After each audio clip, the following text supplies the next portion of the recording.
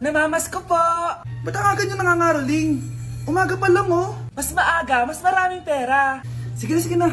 Ang nagsindi. Teka, oh, ito na. Malis na kayo, bilis. Ano ba meron sa mga nangangaraling na to? Maaga-aga nangangaraling. Tao po. Meron na naman. Patawa. Hey, it's Billie Eilish. OMG! Billie Eilish? Nasa Billie Eilish na dito! OMG, fan mo ko! Can I caroling here? You sing Christmas song. Okay, Christmas. Jingle bell, jingle all the way. Always partners to right to our first Say, here is your money.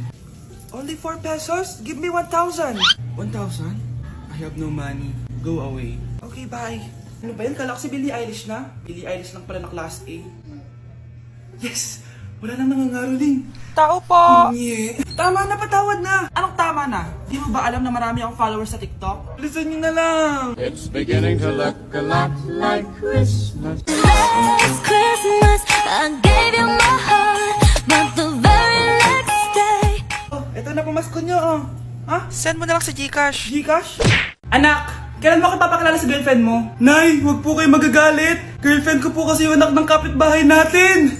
Yung mayaman na kapitbahay natin. Opo, Nay. I like your taste, ha? Nasaan na siya? Nandito po siya, Nay. Papakilala na kita. Babe, halika. Hello. Ikaw pala yung girlfriend ng anak ko. Anong pangalan mo? Ako si Kendall, ang pinakamayaman at pinakamaganda dito sa barangay nyo. I like your confidence. By the way, kumain ka na ba, Iha? Hindi pa. May masarap ba kayong pagkain dito? Oo naman, masarap ako magluto. Oh, tara, kain na tayo. Oo, ito, kain na tayo. Sarap. Yuck!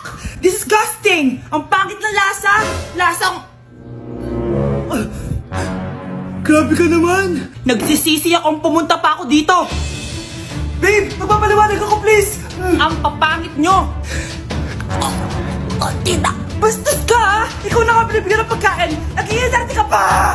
Tita, po. Sorry na po, tita. Nay! Lumayas ka dito! Anak, pupunta dito yung mayaman mong tita.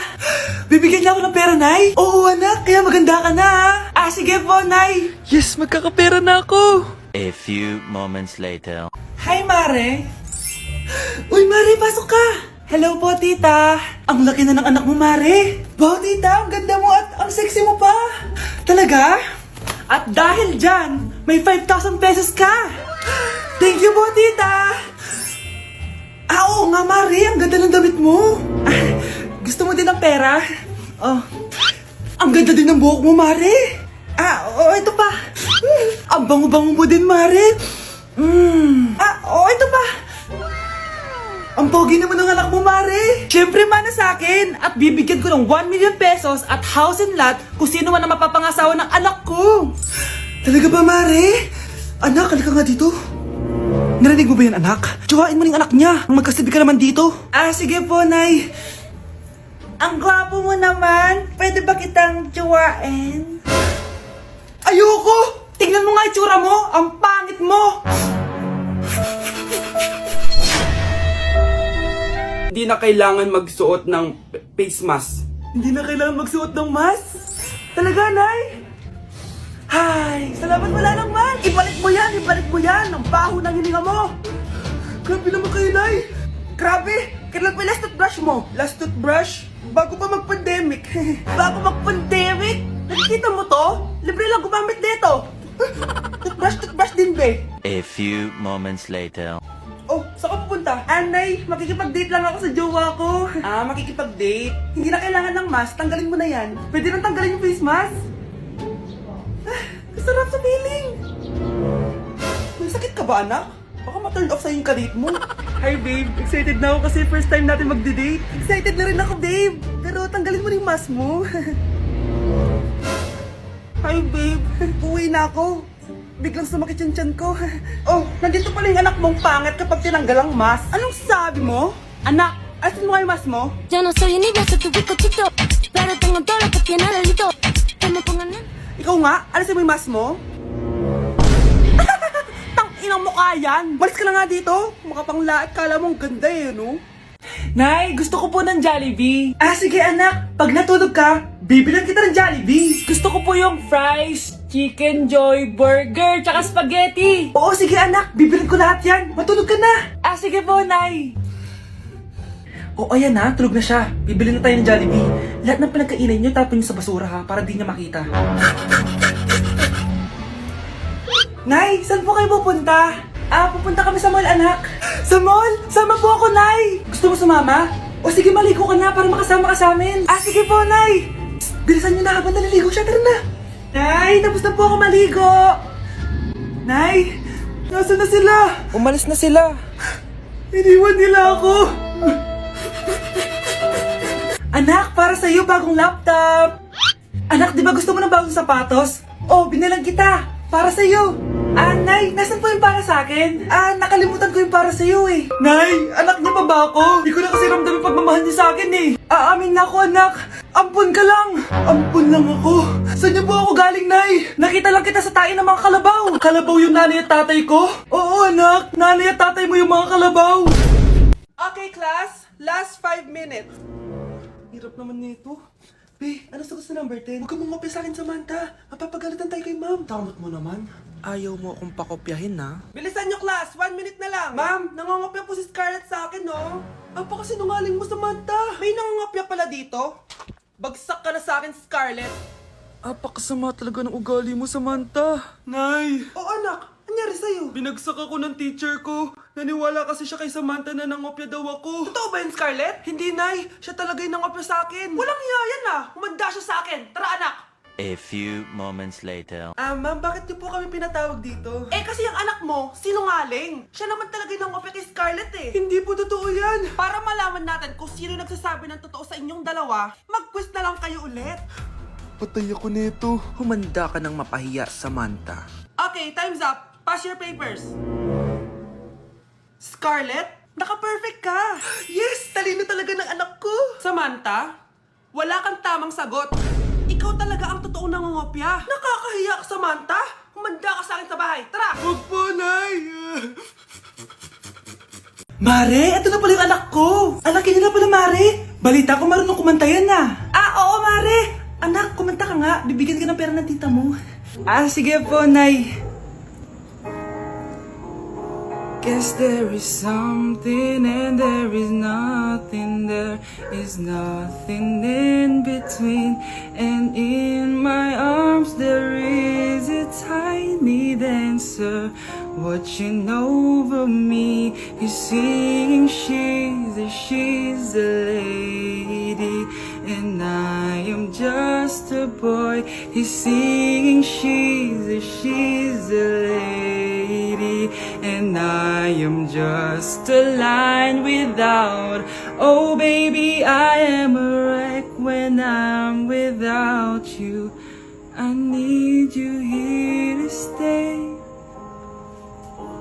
O, di ba, Mare? Sabi ko sa'yo magaling yan eh. Alam mo, Mars, pwede mo lang isala ito sa tawag ng tanghalian. O, ito, para sa'yo.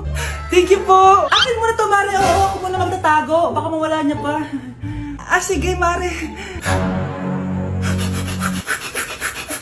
Nay, sorry.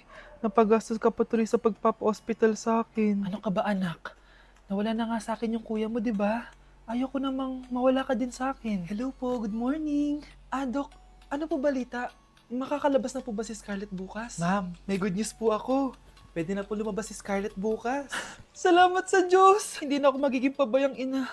Ayoko na maulit yung nangyari sa kuya mo. Nay, ano pala nangyari kay kuya? Hindi mo pa nakakwento sa akin yun. Ha? Bata pa yung kuya mo, anak, nung nawala ko siya sa palengke. Mare, magkano tong sitaw? 50 na lang sa'yo, Mare. Ang mahal naman, Mare. Pwedeng 20 na lang to. Mga laruan ba yun? Ang ganda nun na. O siya, sige na, kumare naman kita eh. Ayun yung gusto ko sa'yo eh. Tara na, anak. Anak, anong lugar na to? Nasaan yung batang yun? Nasaan na si nanay? Nay! Anak! Ate, may nakita po kayong bata dito? Ay, wala po akong nakita eh. Nasaan na ba yun? Anak! Simula noon, hindi ko na nakita yung kuya mo, Scarlett. Hanggang sa may pumuntang pulis sa bahay natin. Ang sabi nila, patay na daw siya. Grabe naman yung nangyari kay Kuya, Nay. Ang lungkot naman po pala nung nangyari sa kuya ni Scarlett. Sige na po, ma'am. Kailangan ko pa po bisitahin yung mga ibang pasyente. Sige po, Dok. Salamat po. Anak, ang importante, makakauwi ka na bukas. Opo, Nay. Makakapag-thirst trap na ako ulit.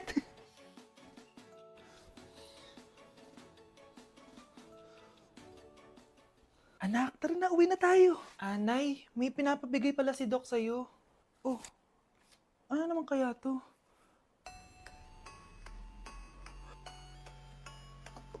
Paano nangyari yun? Honey, happy birthday! A day in my life as... Ano ba special sa akin? Guri-guring guri, kura-guring gura. Game 1. Bawal ang malapit na ma-dropout sa school. Di ako yun na. So for today's agenda, may pupuntahan tayo. So secret muna. Pero sasabihin ko na. Ano ba talaga? Bala ko kasi mag-business. Wow, business! OA. So hindi ko muna sasabihin kung anong business yon. Mind your own business muna.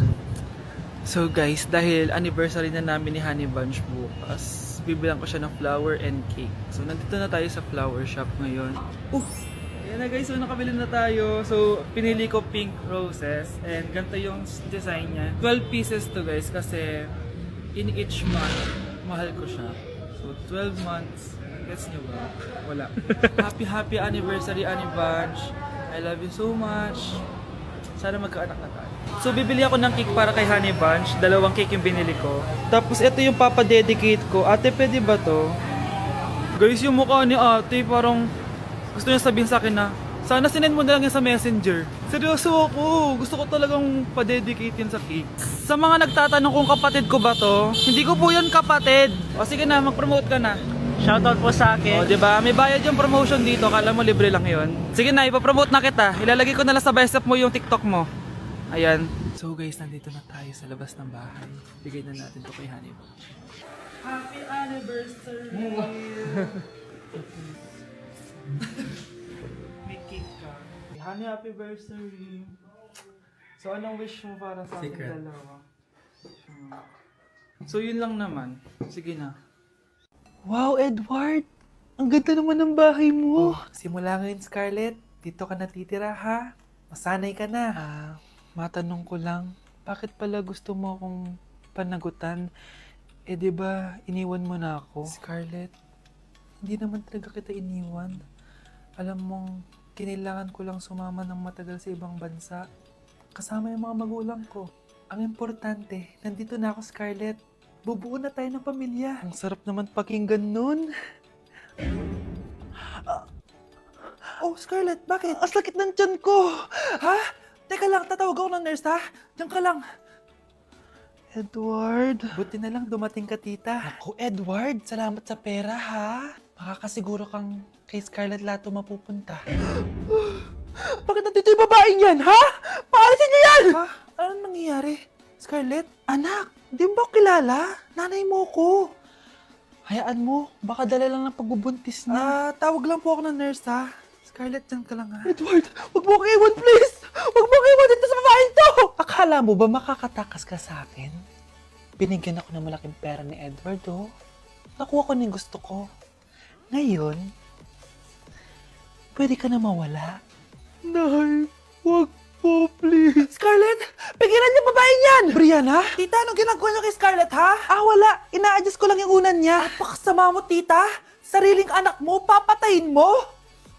May ipapakulong ako dito. Ano? Kulong? Edward, nakatakas siya. Scarlett, hayaan mo na siya. Hindi ka na niya pwedeng saktan, ha? Paano yung pera? Buti na nakatakas ako. At least may cheque naman ako. Nasaan na yun? Nasaan na yung cheque? Ito, oh. Naiwan niya. Thank you, Edward. Masaya ako para sa inyo, ate. Scarlett, Brianna, hanggat nandito ako, poprotektahan ko kayong dalawa.